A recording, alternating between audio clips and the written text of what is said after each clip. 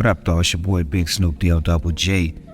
Oh my God. Gotta give a shout out to DJ Magix. You can hit him up on his Instagram. It's Magix the Man at MAGIXTHEMAN. What is up, my outside the box people? Today we are talking business, but also with a little bit of music as well, because we have my friend here on the line, Sean Grand. Yes. He is the co-founder of Adjacent Studios out in Los Angeles. So Sean, let's just jump right into it. Can you tell us more about your background and how you became interested in owning a recording studio? Absolutely. I really appreciate it, Ari. My name's Sean Grand, downtown Los Angeles, studio owner and manager, artist manager, A&R. Originally from the Bay, grew up 20 minutes south of San Francisco on the peninsula. Shout out to all my family on all sides of the Bay and out into the Central Valley. I've been in LA for 4 years, found myself downtown. Shout out to all the homies at 4th in Los Angeles, One Love. And I grew up on pop and punk music mostly and transitioned into rap and R&B at 13. My hometown friends and I started making music at 15. Most of us were lyricists, but we all loved music, different facets of music. And we were just kind of our town's little, bandits, for lack of other words, definitely some of the standouts in the community. And hip-hop was the biggest influence for the majority. Growing up in the suburbs, we really actually idolized East Coast hip-hop legends like Nas, Wu-Tang, Royce, Eminem, Outkast. And also we were really influenced by other genres like R&B, reggae, and funk. One of my biggest and most favorite R&B artists of all time is Musiq Soulchild. I've been listening to his new album with Hit Boy. Mad respect to the both of them. And shout out to all the female artists out there because there's so many legends that I love so much. Oh, yes, absolutely. Shout out to those female legends. Shout out to Musiq Soulchild. And, shout out to all the great producers as well. But yeah, and in your interview, you have an interview with Voyage LA, and you mentioned the importance of building relationships with clients. So can you just elaborate on this and just share some examples of what you meant by that? Yeah, absolutely. The industry is all relationship. It's not a secret, and your energy is imperative. So, a lot of your success will be determined by whether you have it or not, and that it is kind of different for, anyone that you're speaking with. And a lot of people won't give you a second chance. And, I think that's because of a lot of the way that the industry works. There's a lot of smoke and mirrors. There's a lot of scams. I get it. But at the same time, I think that it's something that, we need to kind of move past collectively. And that's just not how Adjacent Studios operates. And our integrity is something that I believe makes us unique. It's also something that, we don't allow to be taken advantage of. And as an example of, how we build relationships, myself and our head producer and engineer, Avery, we worked with our interns at the time, contacting hundreds of artists throughout LA that we were interested in working with. It was a lot of work that we did over 2 months, a lot of phone calls, a lot of conversations. And, it was, like Clubhouse, a great way for us to kind of like get out there and reach people and just kind of start combos. And months later, we had new artists in the studio, including one of our marquee development clients, Jay. And her song Ran Away is playing for you in the background. It drops April 25th, so look out for that.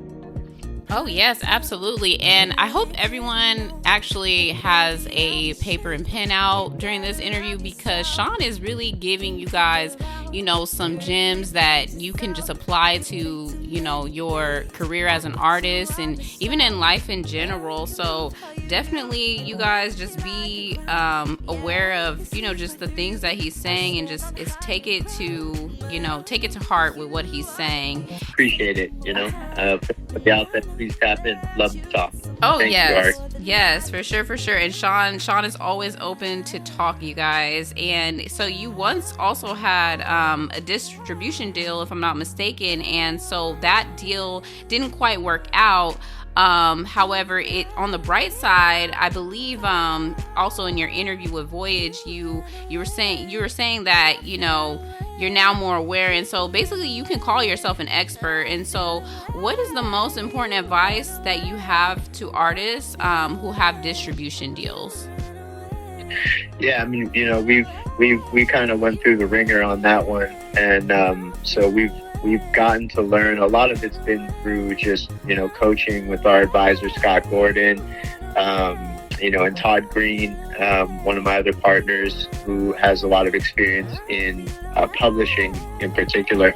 There's a lot of key pieces of the business of music that, often get left until later. And we really try to help artists, be abreast of those things from the beginning. So, advice would be sort of like twofold. If you're just starting out or you've been distributing your music for a while and don't have the audience size that you want, then keep using a self-serve platform. Look for platforms that offer more benefits, like help with playlisting or Spotify Discover Mode. There's a couple of cool platforms out there that do that, and they're not necessarily the biggest ones. And I don't want to, name names, but feel free to tap in. The other piece of it would be that if you're at the point where you're getting offers from labels or distribution companies, don't do it for the vanity. Do it if the people within that organization are the ones pushing buttons. Otherwise, you'll just be given that 20% up, and your music won't go any further than if you continue to distribute it yourself. So if you can get a publishing deal where they match your budget on promotion, that shows they're really interested in helping you grow. If you don't have the button pushers behind the organization, putting you in place, putting you in position, then it's not going to be worth your while, whether it's on the publishing side or not. Oh, absolutely. And are there any, would you say that there's, I guess, red flags when it comes to distribution deals, like, if any? Yeah, absolutely. When it comes to just like, there's a lot of labels out there that have portals, and so then they're basically, offering, they might offer a studio, access to their portal and for, the service of distribution and, support. But that, at the end of the day, is, they are not the ones, unless this is they're operating at a high level, working directly with the people within, that distribution company that are able to, hit the switches and, get you on, sort of the front pages, then, you may end up in a position where you're getting shoddy service and, your clients, your artists are going to be unhappy, or you yourself are going to be unhappy because you can't get answers to your questions. Your distribution is taking a really long time, and ultimately, when it does, there's no real benefit than just yourself and kind of being on top of your release plans. And that's what we do at Adjacent Studios. We don't distribute for artists. We thought we were going that direction, but at least for now, we're not, and we just help to advise on what to do and how to align your release plan properly with all the other aspects that you need to consider, and you do it yourself, and we help you along the way, and that's all part of just you using our studio. So it's free for you. That's really awesome. So it sounds like Adjacent Studios can really provide an artist with a blueprint, basically. Absolutely. Awesome. And we know that you're a businessman who wears many hats. So can you let the listeners know why having a good team in your business is so important, and maybe some advice or ways people can still get things done that may not have a team yet? Sure. I would say, it's essential to build a strong team, because you will burn out. My mom, bless her heart, she told me that, about 3 years ago, and I didn't listen, and I definitely burned out a number of times, even before leaving my corporate career. But, no matter how ambitious or self-driven you are, our bodies can really only handle so much. And you got to be crafty and creative while being disciplined and structured. It's left brain, it's right brain, all day. And that's not easy to do. But technology is one of the best ways to do more with less. And the right tools and services to automate processes are some of the best ways to eliminate tasks that you should be focused on, while also improving the customer experience. And that's something that you always should be focused on, is how can you make the customer experience as great as possible. When it comes to a studio, whether that's the client, the artist, or producer in the studio, or as they're working with you in other facets, online, etc., so forth. So some of the tools that we like, at the moment would be, ERPs, enterprise resource planning systems. We use the One. They have an automation tool that helps us to automate certain tasks, from our customer relationship management to our bookings to our contracting. And there's a lot that can be done there, and there's actually a lot more that we will be doing there. But kind of having a good tech stack is, can never be understated. I left tech to really get back into my, creative side. And, at the same time, it's something that is actually really beneficial that can never be understated. Oh yeah, for sure. And technology is just going to, remain with us, definitely. And I know this is kind of off topic, but what are your thoughts with like the whole AI features, like people putting, AI voices to popular songs with artists who clearly have not remixed the song?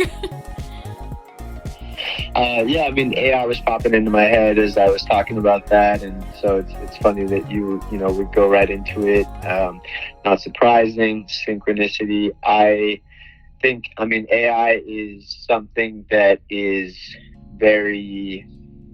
I think recently it was Elon Musk that said that we need to kind of scale back on how quickly we're moving with AI. I was in Shanghai and I read an article in one of the newspapers there, talking about the only thing that cannot be replaced are relationships, relationships between people. Right. And I found that really profound, because I think a studio at the end of the day is relationships. The music industry is relationships. So when you talk about a track that has, an artist on it, that is not real, and they're doing their thing, I don't know, that's cool. They can say all the right things, they can be hip hop and boom bap for me, that's great. But I don't know, I'll never respect it the same way as an individual that's actually front and center talking about where we need to go next, as a society, which maybe AI can do. I don't know, you know what I mean? But it's just not the same for me. That disrupts the creative process. Oh, absolutely. I totally agree. And, as a young entrepreneur, what are some of the biggest challenges you've faced in your career, and how did you overcome those challenges in particular? Yeah, like I said, I burned out a number of times, 4 or 5 times in my corporate career. And a lot of companies will push you to the point of breaking and not even notice. It's not the doggone, the companies I've worked for, just in general, major kind of like business, corporations, etc., they probably won't even notice. So you got to speak up. And that's definitely been a big thing for me. I was pushed through. Another one would be lack of experience, knowing what I wanted, but not knowing how to do it. And for me, very frustrating and stressful. I've always been that sort of ambitious type of person, age, and you just got to keep going. That's all. You just got to keep going. And the last one would be lack of confidence. And it comes with time. Once you start to see what you want, you begin to feel differently about who you are. And if you grew up with a false sense of security, then you may discover the opposite when you finally get out there on your own. But bless you. Done the same. Oh, absolutely. And I know that really kind of stuck with me, like you mentioning that you kind of you were in a position where you knew what you wanted, but you just didn't know how to get there. What are some of the small steps that you took to figure that out? That's a good question. They're all good questions. I would say, spending time on your plan. I was watching Diddy and Apollo Liberace recently on Instagram talking about manifestation, and both of them were saying that, manifestation is nothing without action. And I agree.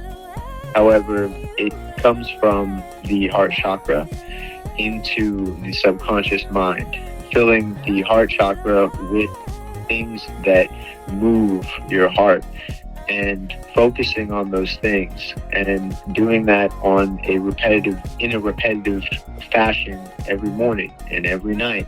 And that is something that my business partner Felipe has helped me to understand.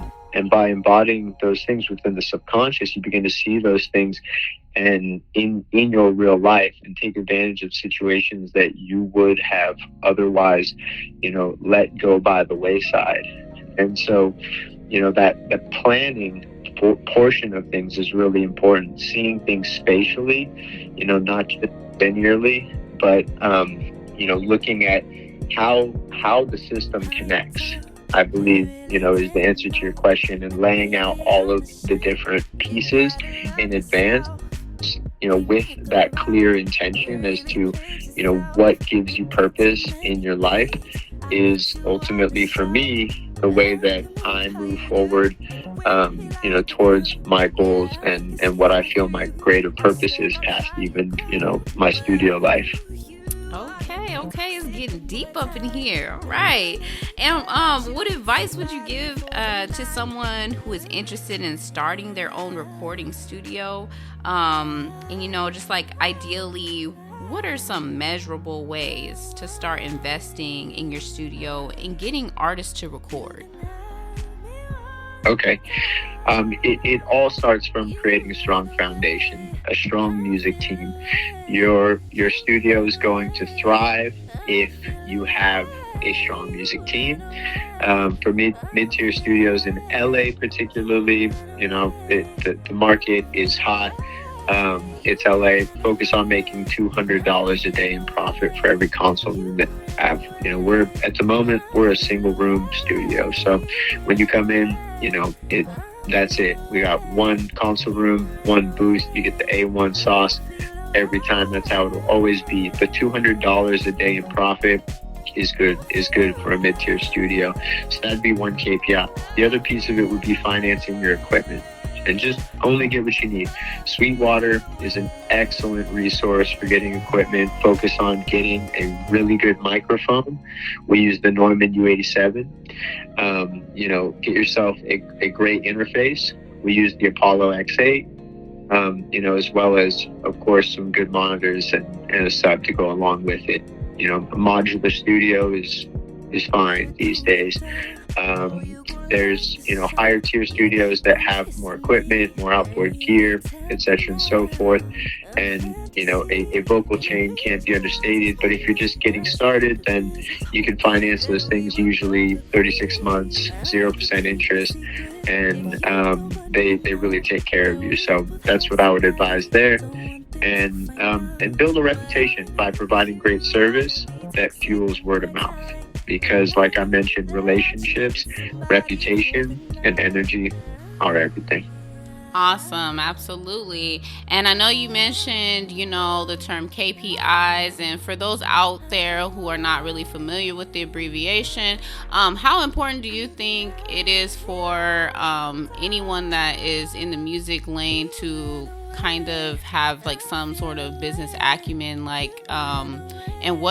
and do you have like any recommendations of maybe some influencers or some authors that you have read books of, or maybe some influencers you found on YouTube that kind of help you kind of understand like the business in music? Absolutely. So a KPI is a key performance indicator. It would be basically just, one of the metrics, or a set of metrics that you look at in order to evaluate how you are doing.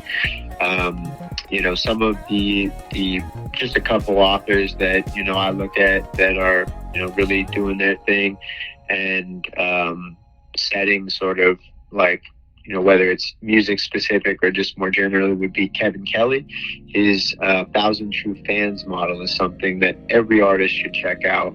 And it's all around the concept of having 1,000 true fans, not just fans, but true fans who spend $100 on you across your shows, across your merch, across your music, etc. and so forth, over the course of the year, yielding you $100,000 in income, which the vast majority of artists don't attain.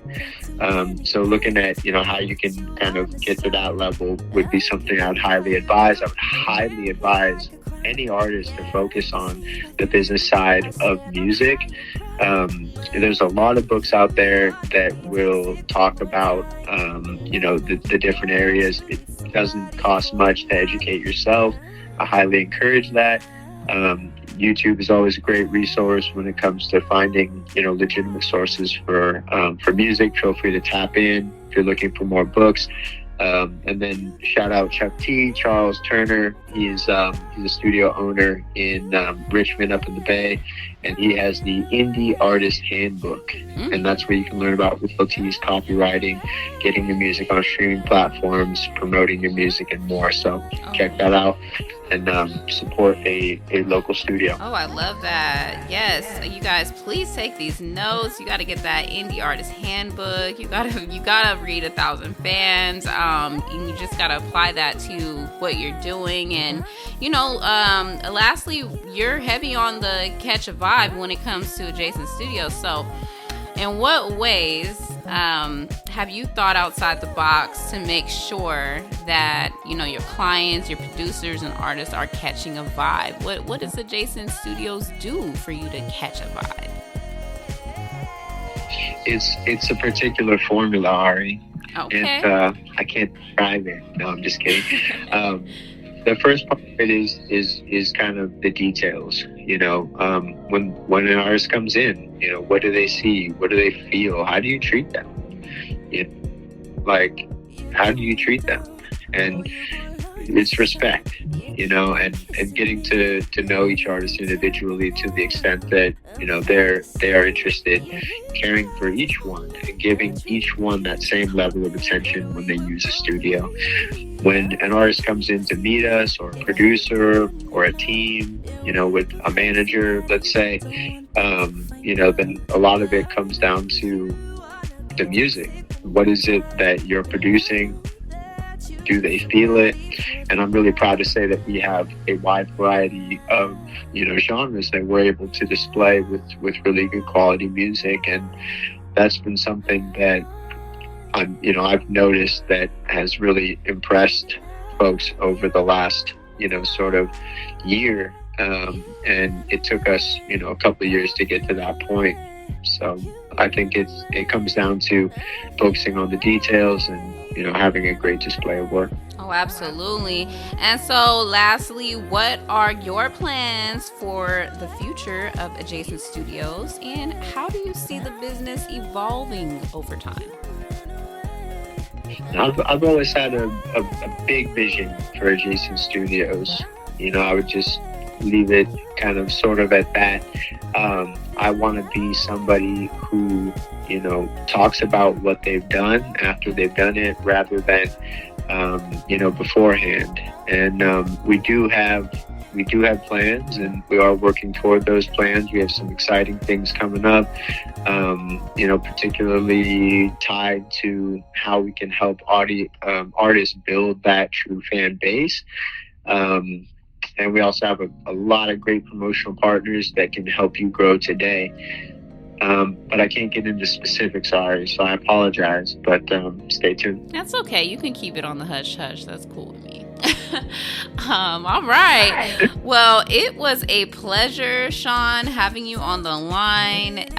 You dropped so many gems. I really hope the listeners were taking notes, all the references you gave, all the other, resources that you can use as an artist and everything. And so before you head on out of here, just go ahead and drop the socials for Adjacent Studios, also, your personal social, and just maybe the link to Adjacent Studios website for pricing information and things like that. Absolutely. And I really appreciate it, Ari. You are definitely a gem in and of yourself.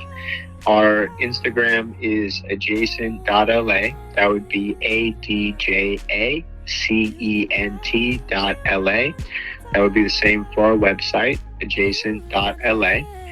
You can find me personally on Instagram at Sean Graham Forever, SeanGrand Forever. And I would love to connect with you and love to chat about what you're doing. I'm always curious whether you're, looking to work with us in the LA area in the studio, or just, more generally chop it up about, the business of music and anything in the industry. So thank you so much once again.